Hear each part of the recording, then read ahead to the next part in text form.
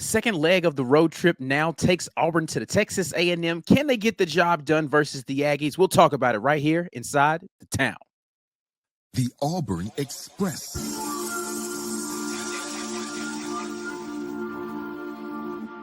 You are now listening to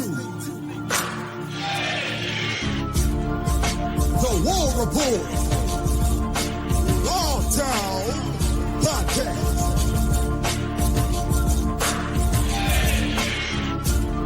With your boy, Ike Jones.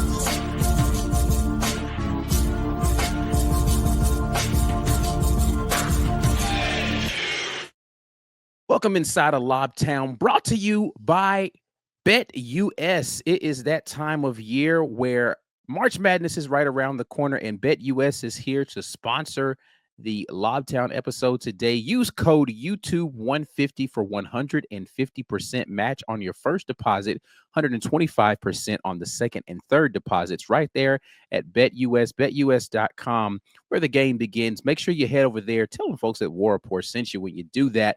But maybe you want to put a little something on the game. You can do that at BetUS. We appreciate you guys for supporting them. But we're talking a little Auburn versus Texas A&M. We'll get more into the lines and things of that nature in the preview or in the pregame that we have for the game. But right now, we're just going to talk about the matchup a little bit. And Auburn comes into this game, of course, still dominating in the SEC. Right now, they've clinched it, right? There's nothing else that they have to do as far as the SEC is concerned, because they are 27-2 on the season, 15-1 in the SEC, the outright champions. They could lose both of these last games, and it doesn't matter.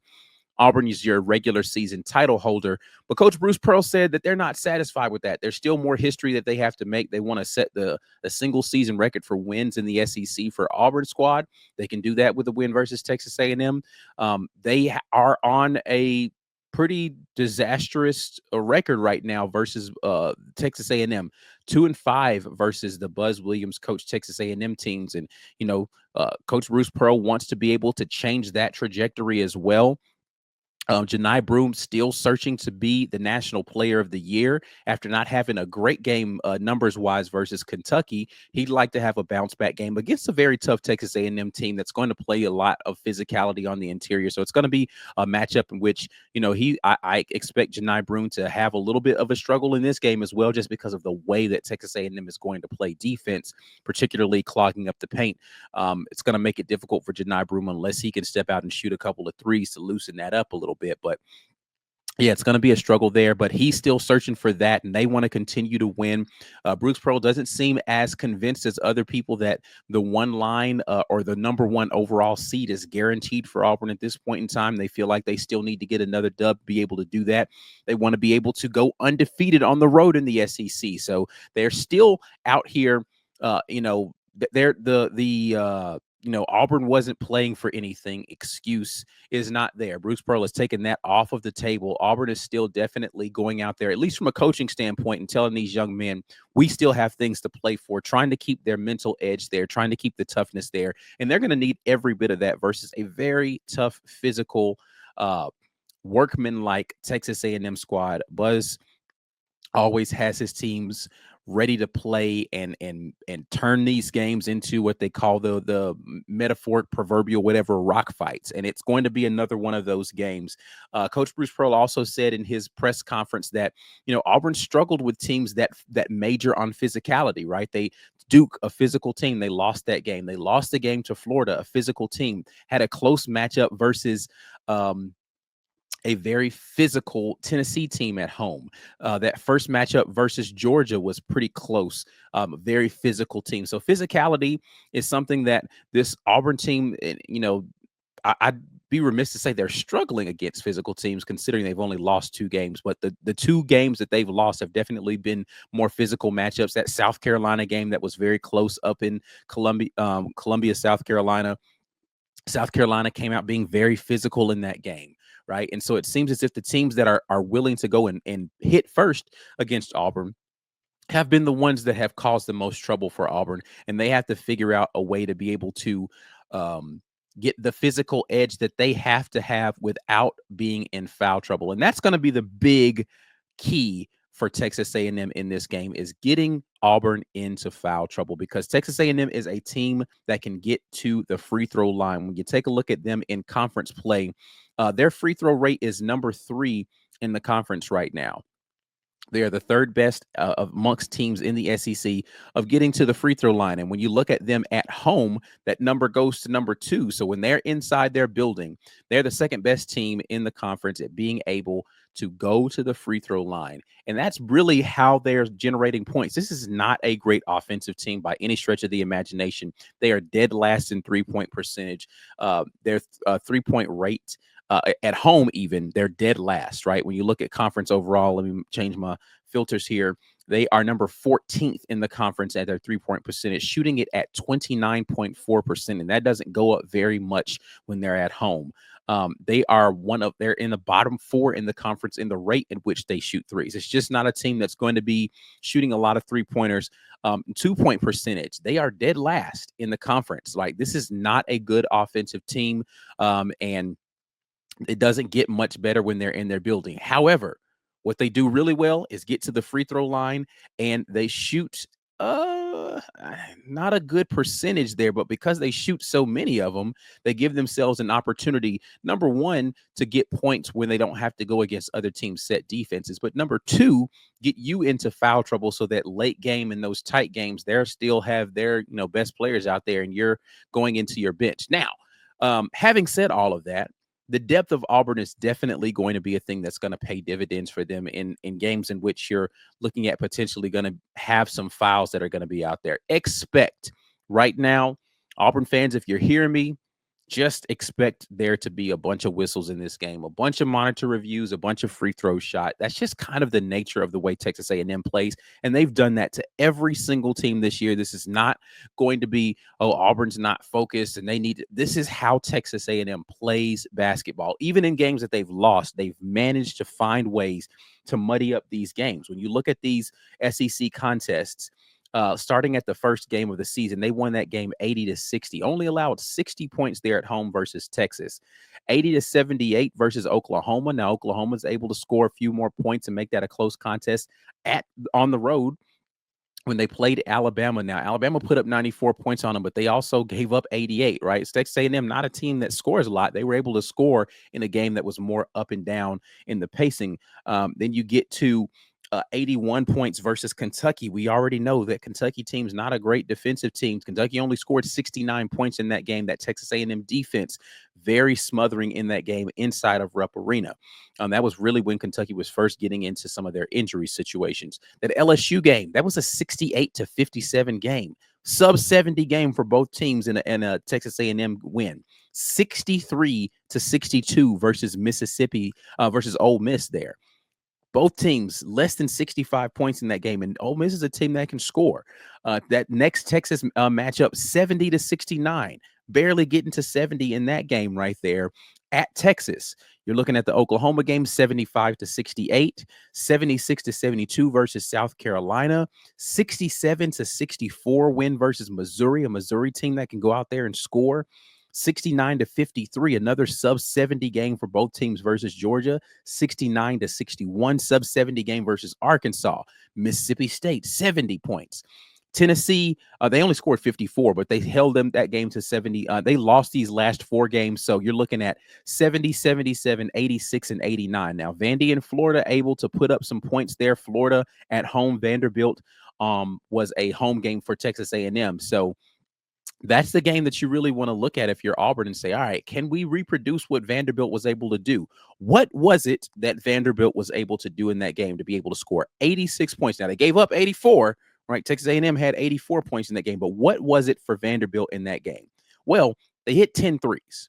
Vanderbilt knocked down 10 threes in that game, 10 of 24 from 3. And that's really the poison for Texas A&M is they've been the nature of which I talked about Janai Broome and them clogging the paint, the nature of which the way Texas A&M plays the inside out game defensively is if you can draw them into the paint, you'll have an opportunity to kick. And if you can knock down a healthy percentage or a healthy number of threes by volume, then you're going to be able to put up points versus this Texas A&M team. The teams that are shooting the 3-point ball well are beating Texas A&M, and that's really the key to for Auburn is can they continue to shoot the ball well? Miles Kelly just hit a gang of threes in Kentucky. Is he going to be able to keep his shooting going? You don't know what the status of Denver Jones is for this game, but he's a guy that can knock down threes. Of course, Chad Baker Mazar, you're going to likely have heavier minutes regardless of whether or not Denver Jones plays in this game from Tahad Pettiford. Can he find his 3-point shot in this game?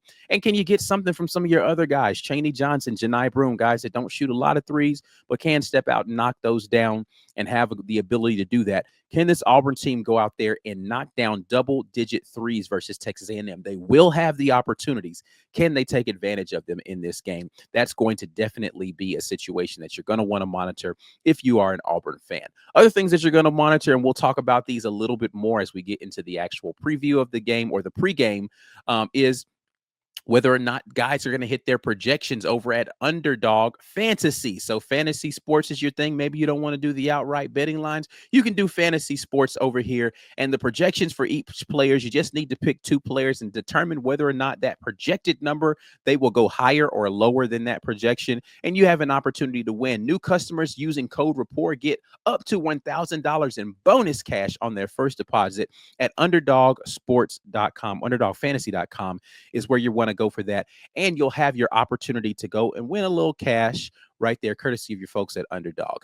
The other portion of this game that you have to look at as we're in here in the Auburn Express Lobtown show, powered today by BetUS, is whether or not Auburn is going to be able to keep Texas A&M off of the offensive glass. This is a team, again, that doesn't score the ball very well, but how they are able to disrupt teams is they're just going to go and get shots up, and then they're going to go hustle and get to the boards.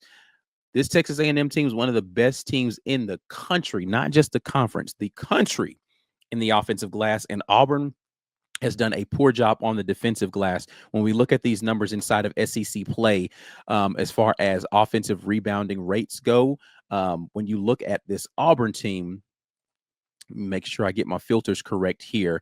They are 14th in the conference at being able to stop offensive rebounds. And this is a team in Texas A&M that is the best in the conference at doing that. When you talk about them away, it's still 14th, right? Auburn is just not a team. And it's because they're such a shot blocking oriented team that they're not as good at protecting the glass. When your big is going over to block the shot, that means the guy who he's rotating away from is going to be available for that offensive glass. It's going to take a huge effort from Auburn to be able to, number one, I think that the key here, because Texas A&M is going to get to offensive boards. Bruce Pearl talked about this in his conference, in the press conference. About half of the shots that they get there inside the paint, they're going to rebound them. So about 50% of the shots that they throw up, they're going to get an offensive rebound on. I think the key for Auburn in this game is to do something that they have not done very well versus a lot of teams, and that's turn them over. You're going to need to get actual turnovers versus Texas A&M. You can make them shoot an unhealthy percentage because they don't shoot a great percentage versus anybody. Keeping them off of the glass is going to be important, but it's going to be darn near impossible to do that at a high rate just because of the way that they do that. Now, if Auburn can do that, then they're going to win this game going away.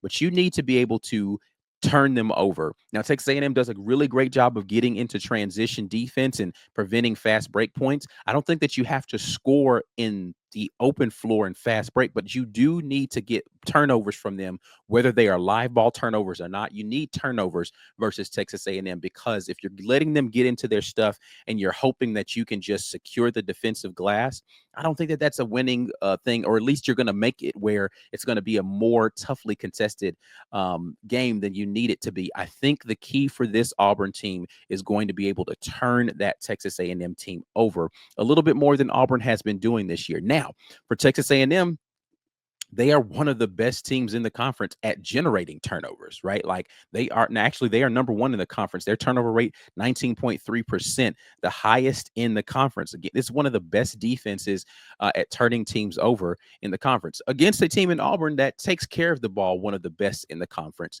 They're going to have their work cut out for them in this one. When you talk about this Texas A&M team at home, they're about median in the conference. They're number 6, right? Just above average at turning turning the ball over, Auburn's going to need to force those turnovers a little bit more. Again, an Auburn team that has a really good defense. When you talk about some of the better defenses in this conference that have stepped into College Station, you're going to be looking at teams like LSU that have a high turnover rate. They were able to go in there. They lost that game, but they were able to keep them sub 70. I think if Auburn can keep this game in the 60s for Texas A&M, they have an opportunity to go score 70 plus to win it.